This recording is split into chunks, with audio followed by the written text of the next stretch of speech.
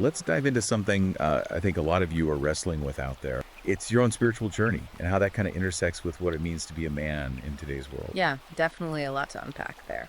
And we've got some seriously interesting sources for this deep dive. I was really impressed with how these sources just go for it. They don't shy away from the tough stuff, the big picture questions about truth and reality. That's what I found so compelling. Absolutely. They go deep.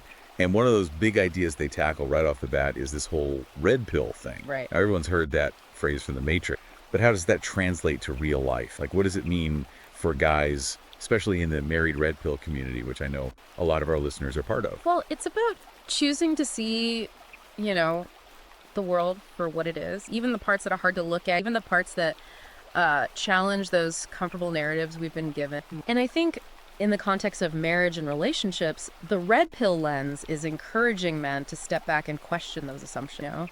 The societal and cultural assumptions they've been living with. It's about stripping away layers of conditioning and seeing the dynamics at play for what they really are. Yeah, it's so true. Yeah. And one of the things that struck me is that these sources often present this red pill awakening as being kind of in opposition to something they call cultural Marxism, right, which is a loaded term for sure.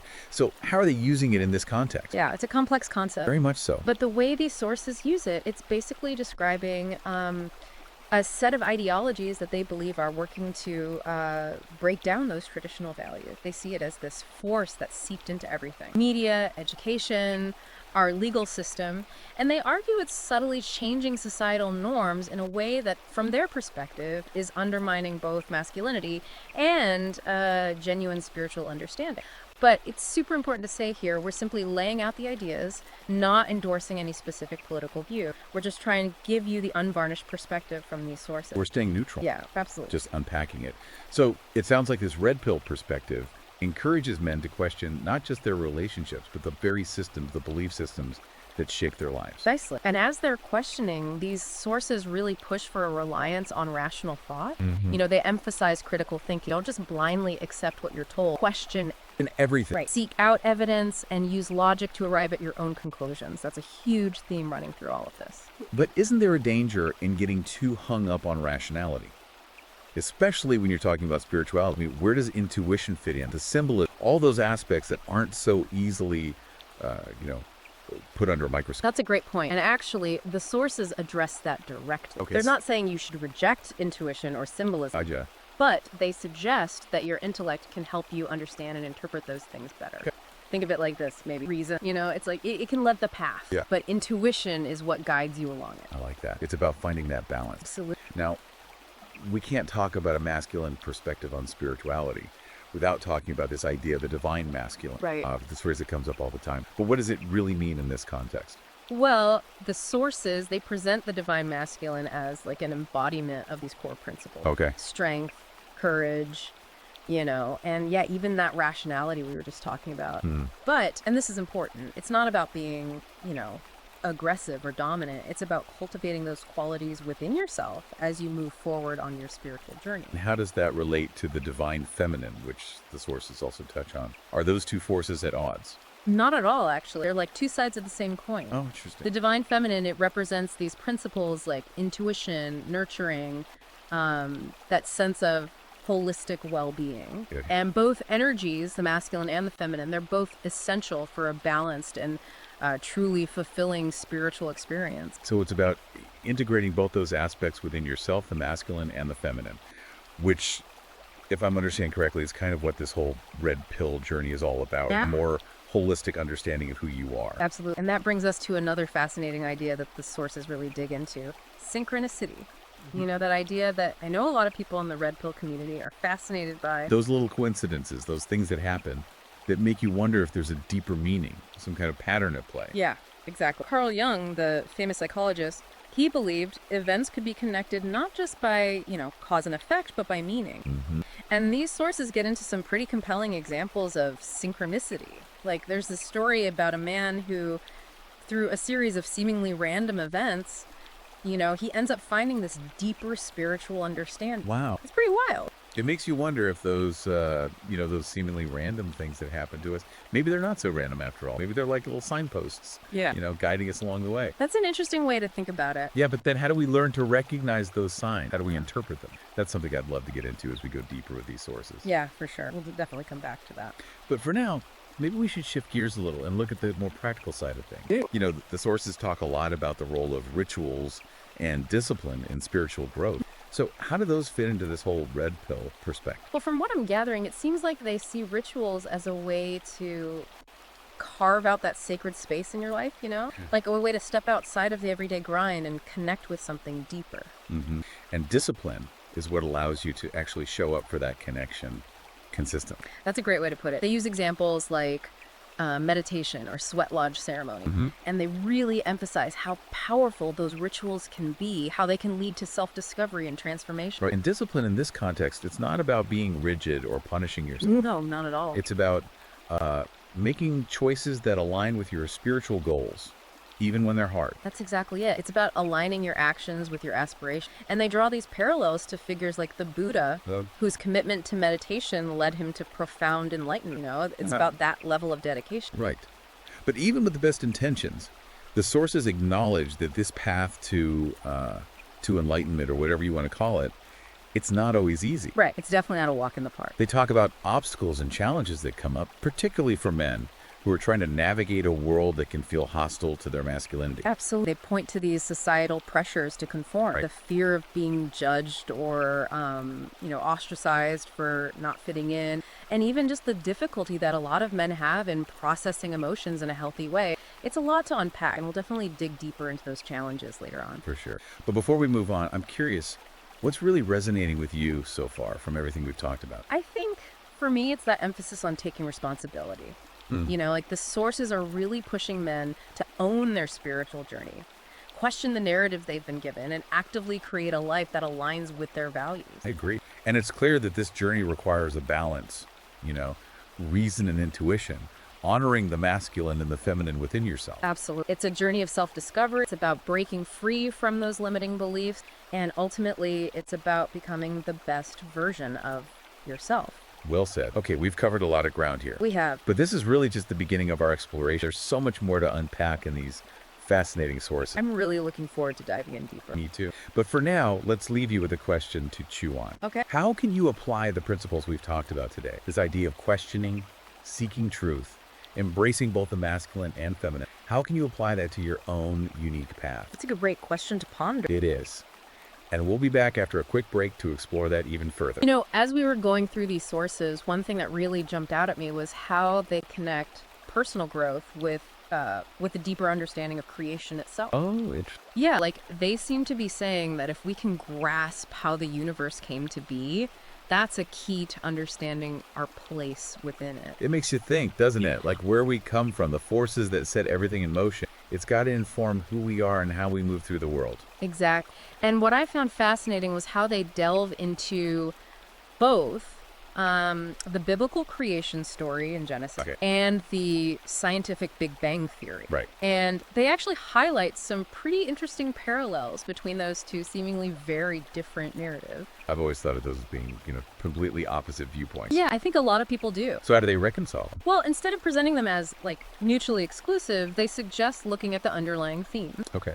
Both narratives involve this incredibly powerful creative force that sets everything in motion. Right. And they're saying it's not necessarily about taking sides, picking one over the other, right, but more about acknowledging that both perspectives can offer different layers of understanding. So it's more about exploring the questions than finding a definitive answer. Exactly. And again, we see that emphasis on questioning, on critical thinking that's so central to the red pill philosophy. Mm-hmm. It's about owning your own beliefs, not just accepting what you've been told. Right. Which actually brings us to another really interesting area that these sources explore the psychology of religion. Okay. What's the takeaway there? Well, they spend a lot of time unpacking the role of faith, dogma, and ritual in shaping our beliefs and practices. Mm-hmm. And they present faith not as, blind belief, right, but as this really potent psychological force that can drive us towards healing, hope, and even, societal change. But, we've seen how faith can be misused too, right? Oh, It's absolutely. not always a force for good. The sources acknowledge that for sure. They talk about how faith has been used to justify, some truly horrific things throughout history. Yeah. And they really emphasize the importance of using faith responsibly, ethically, Right. and in a way that aligns with your own personal values. So it's about wielding that power wisely. Yeah. Now, what about dogma? That seems a bit more rigid, Yeah. Like a set of rules you're supposed to follow without question. Yeah, they present dogma as kind of a framework, like Yeah. a set of beliefs and practices that provide structure to a religious tradition. Okay. It can offer a sense of belonging and security, for sure, but it can also become really restrictive if it's not approached with an open mind. So again, it's about finding that balance, isn't it? Yeah. Honoring tradition, but also being willing to question and critically examine the beliefs that you're holding. Exactly. The sources are really big on question. Like, it's crucial for spiritual growth. It's about understanding the why behind the what, not just blindly accepting what you're told. That makes sense. And finally, we have ritual. Right. What role do they play in all of this? Well, from a psychological perspective, they provide a tangible way to connect with, the divine or with your own inner world. They create this sense of sacred space, of stepping outside of your everyday routine and into this realm of deeper meaning. It's almost like a portal to another dimension, I like that, yeah. A way to tap into something beyond the mundane. And the sources give some really powerful examples, like the sweat lodge ceremonies used by Native American culture. Right. Those rituals can be incredibly transformative, helping people confront their shadows and find healing. It sounds intense, It can be, yeah. but also cathartic, like really cleansing. Yeah, it can be both. But the key takeaway, I think, is that rituals are tools. Okay. And like any tool, they can be used effectively or ineffectively. Right. It's about approaching them with intention and awareness, understanding the power they hold. Okay, so we've got faith, dogma, and ritual. Right. What else do these sources cover when it comes to this whole psychology of religion thing? Oh, they go pretty deep. Okay. They talk about the interplay of conscious and unconscious thoughts, the power of symbols to evoke these really deep emotional responses, and even how our early childhood experiences shape our belief system.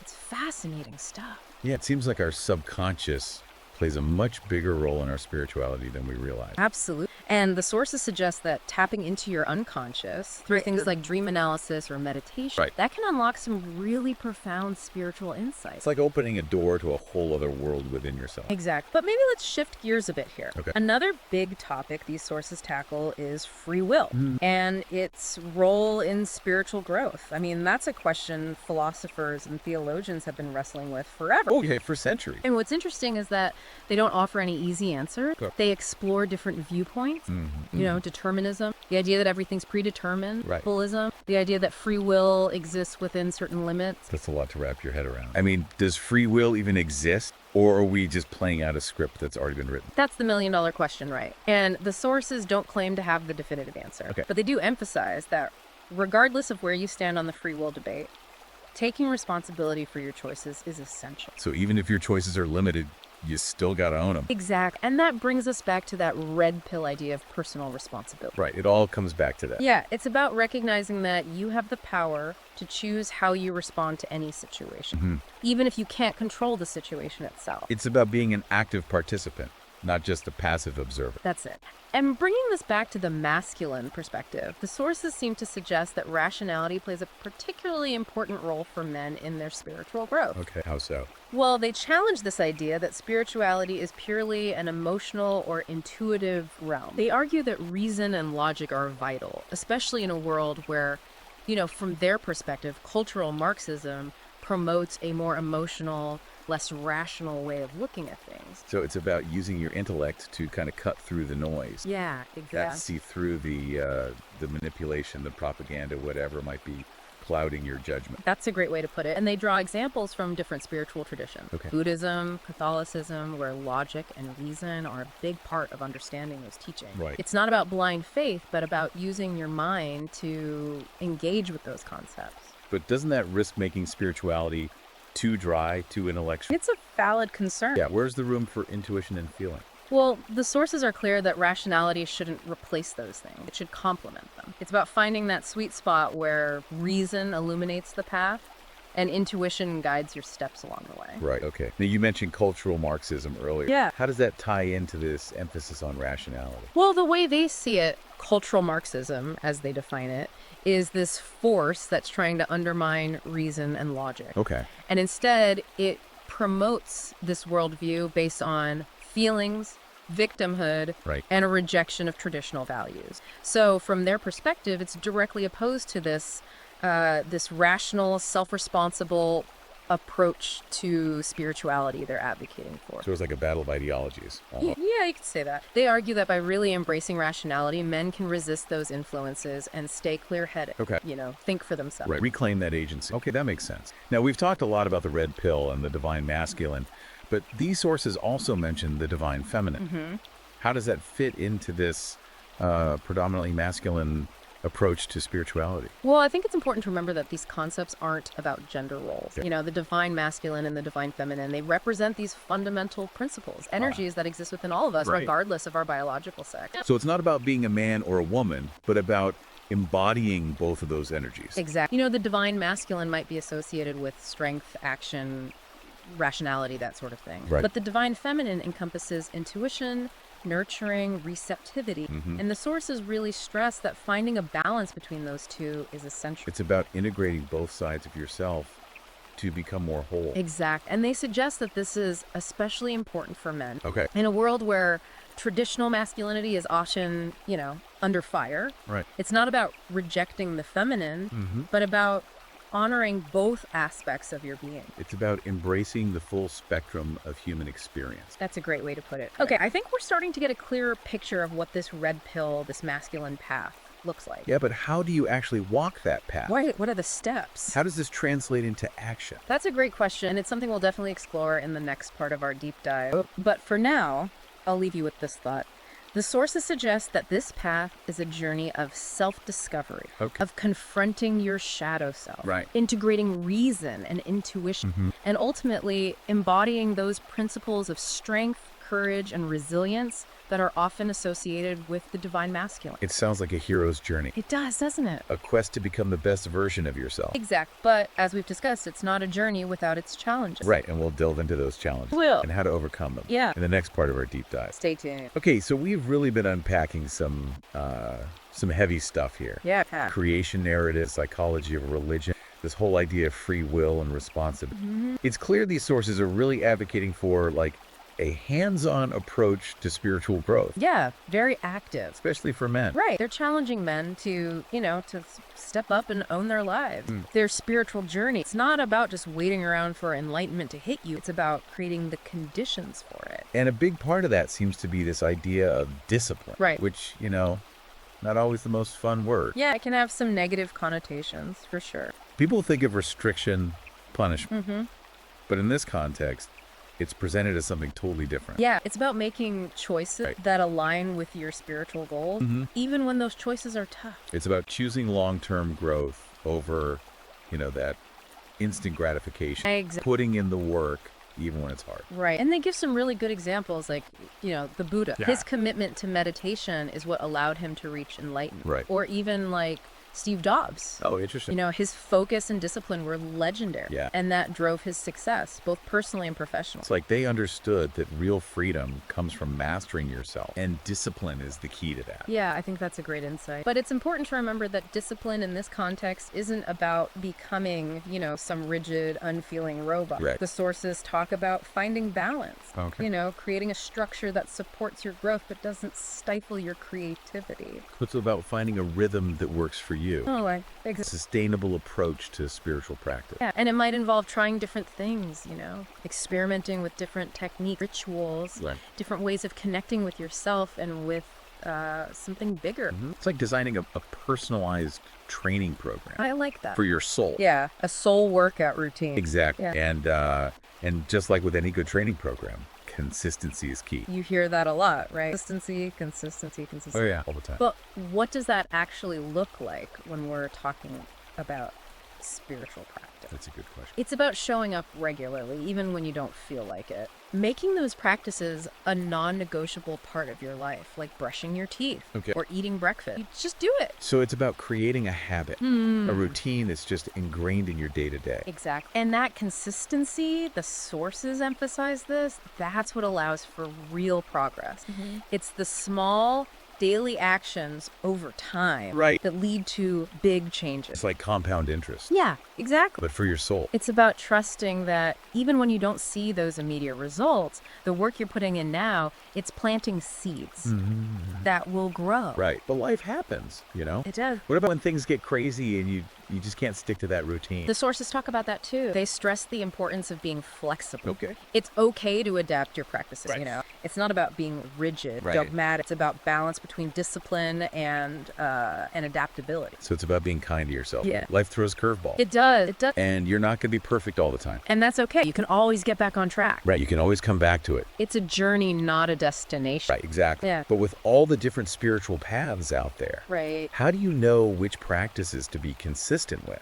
That's where discernment comes in. Okay. The sources, they really encourage exploration. Try different things, see what resonates with you. Right. Don't just follow somebody else's dogma blind. Find what feels authentic. So trust your gut. Yeah, that inner compass. And be open to trying new things. Right. What works for you might not work for someone else, and that's totally fine. It's like finding the right key for your own unique lock. I like that. And once you find that key, consistency, discipline, all that becomes easier It does. because you're doing something that actually matters to you. Exactly. Now, along with all of that, these sources really emphasize self-reflection.